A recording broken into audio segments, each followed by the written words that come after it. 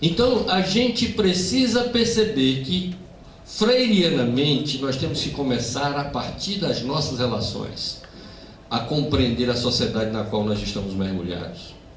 Freire diz algo muito interessante, fazendo uma associação a Hegel, no sentido do senhor escravo, quando ele vai falar do oprimido e do opressor.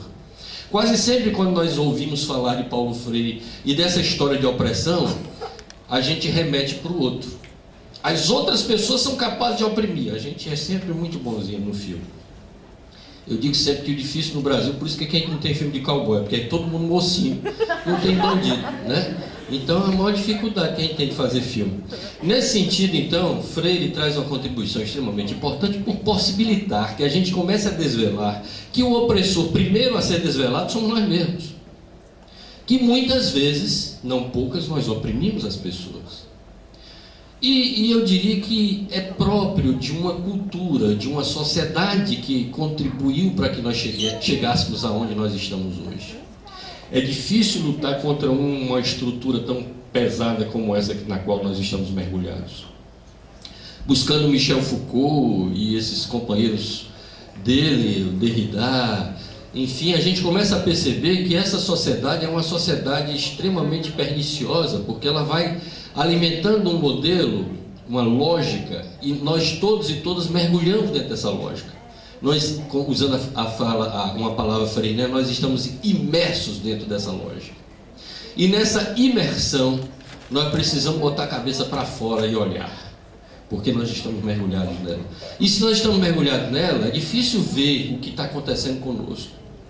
E quando a gente se distancia tanto que a gente esquece até da gente. Então, ou estamos numa posição de estar muito mergulhado a ponto de não perceber, ou estamos tão distantes que não vemos.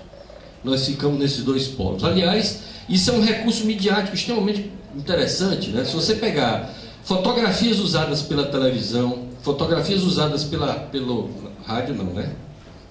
Fotografias usadas pelos jornais e revistas, nós começamos a perceber que quase sempre a lente que é utilizada para filmar e fotografar são teleobjetivas ou grande-angulares. Não se utilizam lentes normais para fazer isso. Então, na verdade, nós estamos sempre dando uma mensagem que nos interessa enquanto comunicadores e comunicadoras, né? Isso cada vez mais é usual.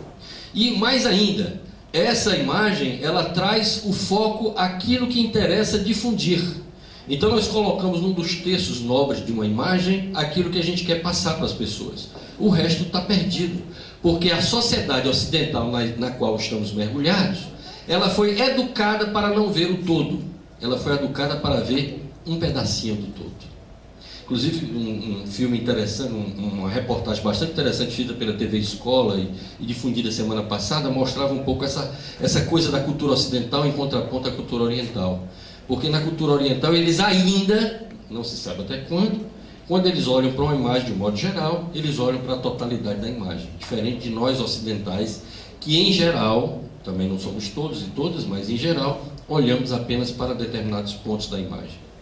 Então, nesse sentido, Freire nos ajuda a compreender essa relação opressor-oprimido a partir de nós mesmos, a partir de nós mesmas, e não remetendo para o outro, para a outra, essa situação. Por isso, um dos princípios necessários para o diálogo na leitura freiriana é exatamente a humildade. A humildade que desaliena essa condição nossa, né? De alienar toda a ignorância para o outro, porque é um atributo da nossa sociedade. Nós alienamos a ignorância e incorporamos a ideia de que todo conhecimento nós aqui temos, né? O outro é sempre o ignorante da história. O outro é sempre o que não sabe. O outro é sempre aquele que tem que me ouvir, porque eu sou o portador da verdade. Então, nesse sentido, vocês viram que eu estou no segundo slide dos 58, né, que a gente vai ver? Tudo bem, né? Enfim, é preciso entender que existem possibilidades de outras leituras, já que o que a gente está fazendo é uma leitura que nos foi imposta. Uma leitura que nós incorporamos alheio ao que havia acontecido. Inclusive, existe um grupo de estudiosos que tem conquistado muito poder, mais recentemente em termos de produção científica, em difusão epistemológica, que é um grupo de pensadores chamados estudiosos da colonialidade e modernidade. E esse estudo está chegando no campo da educação mais recentemente. Nós temos 5 grupos de pesquisa no Brasil atualmente que têm discutido isso. Eu tenho, inclusive, a satisfação de fazer parte de um desses grupos, aliás, de 2 deles, porque eu sou colaborador do grupo em Santa Catarina e do grupo aqui na Universidade Federal do Ceará, e a gente tem discutido exatamente essa questão, a questão da colonialidade e modernidade. Esse grupo vai nos mostrando que toda essa lógica societária na qual nós estamos imersos, ela foi constituída com o objetivo prefixo de beneficiar os pequenos no sentido de quantidade, né, os poucos, vamos usar um termo assim, privilegiados que dominam o mundo. Naquele contexto original, eram alguns europeus que tinham esse poder de legislar pelo mundo afora, e mais recentemente Estados Unidos e alguns países europeus. E esses países, então, definem a agenda mundial, né? Definem o que é que deve ser visto, o que é que deve ser lido, o que é que deve ser pensado, e etc, etc, etc. Então, nesse sentido, toda a verdade que chega a nós é a verdade que interessa a eles que chega a nós. As outras verdades não devem chegar a nós. Então, até mesmo aquilo que nós lemos é aquilo que é liberado para ler. Então a censura, que a gente critica tanto que no Brasil durante um certo tempo existiu, ela é uma censura deslavada porque é uma censura que gerencia o mundo inteiro. E nós, de um modo geral, estamos sucumbidos a ela. Então é preciso um certo esforço para sair dessa lógica.